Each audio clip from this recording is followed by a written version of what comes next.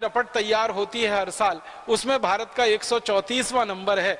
बहुत बार मेरे मन में ये प्रश्न आता रहता है कि भारत से भी पीछे बहुत सारे देश रहे हैं दुनिया में, उनका नंबर भारत से आगे है मानवीय विकास की रिपोर्ट में, और भारत उनसे भी पीछे है। तो कारण उसका एक ही नजर आता है और समझ में आता है कि जो देश भी भारत से आगे हैं मानवीय विकास के काम में, वो सभी मातृभाषाओं में काम कर रहे हैं, इसलिए भारत से आगे हैं। कोई विदेशी भाषा में काम नहीं कर रहे हैं। अगर वो देश भी विदेशी भाषा में अपने काम कर रहे होते तो शायद भारत से भी पीछे रह रहे होते। दुनिया में कितना भी विकास हम करना चाहें, विज्ञान में, तकनीकी में, गणित में, दूसरे सभी विषयों में, तो मातृभाषा की तरफ ही लौटना पड़ेगा, इसके अलावा कोई विकल्प नहीं है। और मातृभाषाएं हमारी कोई कमजोर नहीं है।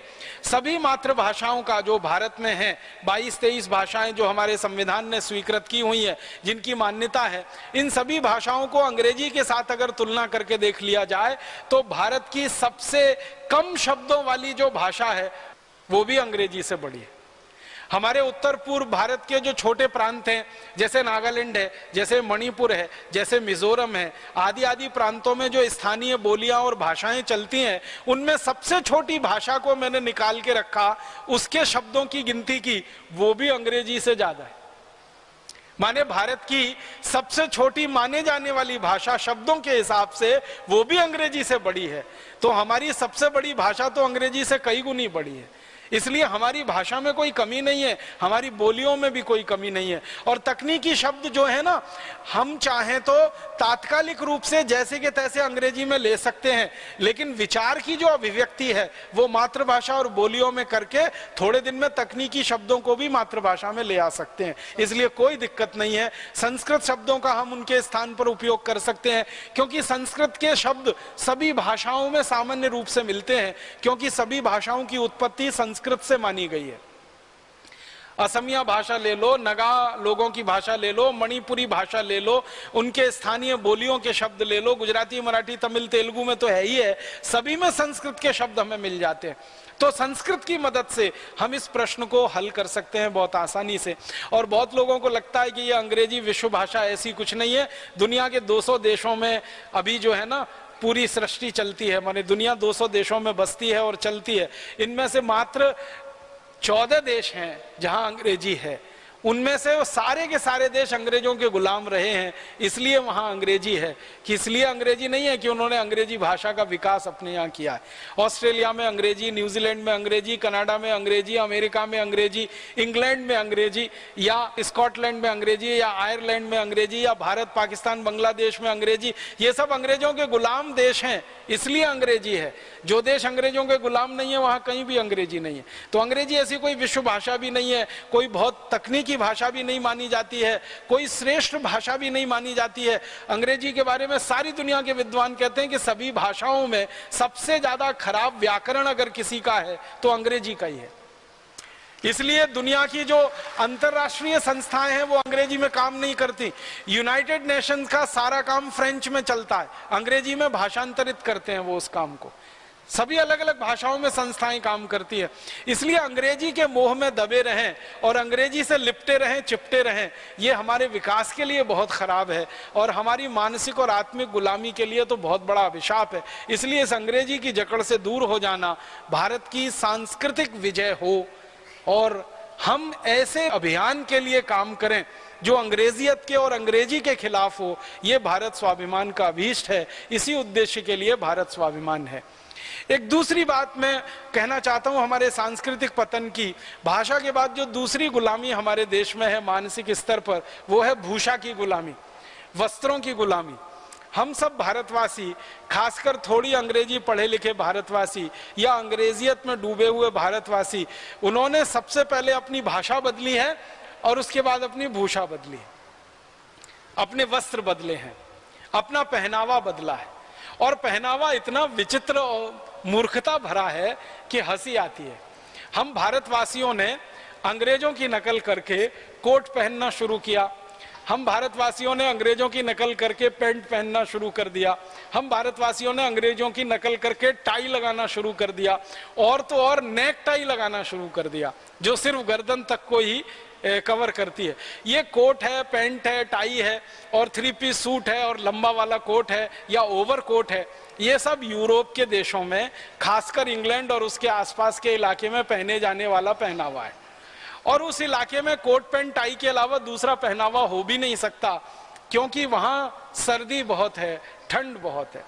जिस इलाके में ठंड बहुत होती है, जहां सर्दी बहुत होती है, वहां ठंडी हवाएं भी बहुत चला करती हैं। यूरोप के इलाके में 2 दुष्परिणाम हैं या 2 मुश्किलें हैं। एक तो ठंड बहुत है और दूसरा काफी इलाका समुद्र के किनारे वाला है। आपको मालूम है, समुद्र के किनारे के इलाके में हवाएं बहुत तेज चलती हैं और ठंडा इलाका हो तो ठंडी हवाएं चलती हैं। मैदानी इलाके में हवाओं की जो गति होती है, समुद्री इलाके में हवाओं की गति उससे 2 गुनी 3 गुनी ज्यादा होती है। हम सामान्य रूप से मैदान के क्षेत्र में रहें तो वहां हवा इतनी तेज नहीं मिलेगी, लेकिन हम समुद्र के किनारे चले जाएं, वही हवा बहुत तेज हो जाएगी। तो यूरोप तो ऐसे ही इलाके में है, अमेरिका भी काफी कुछ ऐसा ही इलाका है जहां ठंड बहुत है। ये यूरोप और अमेरिका का क्षेत्र उत्तरी ध्रुव के बहुत नजदीक है और उत्तरी ध्रुव दुनिया में सबसे ज्यादा ठंडा है। तो उत्तरी ध्रुव के नजदीक होने के कारण यूरोप और अमेरिका, कनाडा वाला इलाका बहुत ठंडा है। तो ठंडे इलाके के लोगों के पहनावे वैसे ही होते हैं जैसा होना चाहिए।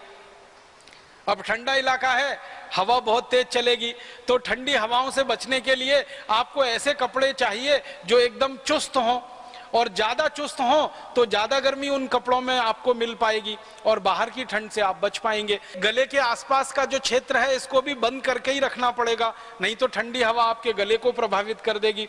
तो गले के आसपास का क्षेत्र बंद हो, इसके लिए टाई की जरूरत पड़ सकती है।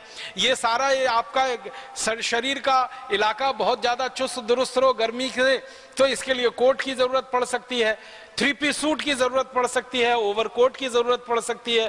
पांव आपके जो हैं ठंड से बचे रहें, ज्यादा तकलीफ में ना आए, तो चुस्त पैंट पहनने की आपको जरूरत पड़ सकती है। तो वहां के लोगों ने अपनी आबो हवा के हिसाब से, अपनी जलवायु के हिसाब से अपनी पोशाक बनाई। चुस्त पैंट बनाई, चुस्त शर्ट बनाई, फिर कोट बनाया, फिर टाई बनाया, फिर ओवरकोट बनाया, फिर नेक टाई बनाई। ये सब वहां के जरूरत के हिसाब से, वहां की जलवायु के हिसाब से है। अब हम भारतवासियों ने बिना सोचे समझे अंधानुकरण करते हुए पश्चिम की और यूरोप अमेरिका की इस पूरी पोशाक को अपने शरीर पर ओढ़ लिया। अब ओढ़ लिया तो इसमें तकलीफ ही तकलीफ है।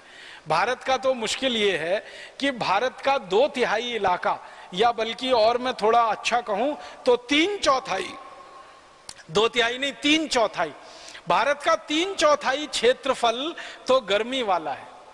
और गर्मी वाला नहीं, भयंकर गर्मी वाला है। अगर आप शुरू करें इस पूरे हिमालय क्षेत्र को छोड़ दें थोड़ी देर के लिए, जम्मू कश्मीर, हिमाचल प्रदेश, उत्तराखंड और थोड़ा बहुत हिमालय की तलहटी में भारत का जो इलाका पड़ता है, इसको थोड़ी देर के लिए छोड़ दें, जो मुश्किल से 1/4 इलाका है, बाकी तो सारा इलाका गर्मी वाला है। या तो गर्मी पड़ती है या भयंकर गर्मी पड़ती है। हमारे यहाँ भयंकर गर्मी होती है तो 50 डिग्री सेंटीग्रेड तापमान ऊपर निकल जाता है, और साधारण गर्मी भी होती है तो भी तापमान 25, 26, 27 डिग्री सेंटीग्रेड के आसपास रहता है।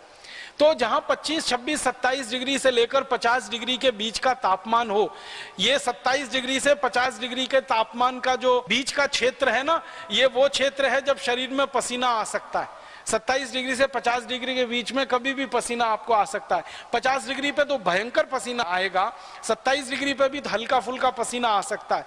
तो माने शरीर में पसीना आ जाए, इतनी गर्मी आपके सामान्य वातावरण में हो, और उस वातावरण में आप 3 पीस सूट और कोट और टाई और ओवरकोट लाद लें, तो मूर्खों के मूर्ख ही दिखाई देंगे और क्या दिखाई देंगे। भयंकर गर्मी, और ऊपर से जून की गर्मी, चिलचिलाती हुई गर्मी, उसमें एक सूट पहन के, कोट पहन के, टाई लगा के दूल्हे राजा शादी कराने के लिए जाते हैं, वकील कोर्ट में जाते हैं बहस करने के लिए। हमारे देश की जो अदालतें हैं, सामान्य रूप से जो डिस्ट्रिक्ट कोर्ट है ना, जिला अदालतें या उसके नीचे की तहसील अदालतें, एक भी अदालत ऐसी नहीं है एयर कंडीशन नहीं है। माने भारत के 680 685 जिलों में एक भी अदालत एयर कंडीशन नहीं है। अगर एयर कंडीशन अदालतें हैं तो कुछ हाई कोर्ट में है और सुप्रीम कोर्ट में है। तो हाई कोर्ट और सुप्रीम कोर्ट के वकील एक बार को कोट पहन लें, टाई लगा लें, तो उनके कोर्ट रूम तो एसी हैं, वो टेम्परेचर को मैनेज कर सकते हैं, कम ज्यादा कर सकते हैं अपनी ठंडे और गर्म के हिसाब से। अब जिला अदालतों के वकील जहां बिल्कुल एसी नहीं है, कभी कभी तो पंखा भी नहीं चलता है, बिजली भी नहीं आती है, वहां भयंकर टाई कोट सूट पहन के, और वो भी काला, जो सबसे ज्यादा गर्मी देता है, बहस करें और बहस के समय और ज्यादा गर्मी आए और ज्यादा पसीना निकले तो अंदर ही अंदर वो पसीना कोट में चिपकता रहे, फिर उस पसीने से कोट का पूरा कॉलर सफेद सफेद हो जाए, कोट को उतार के रखें तो पसीने की बदबू 10 मीटर दूर तक जाए। और मैंने देखा है हमारे वकील मित्रों को महीनों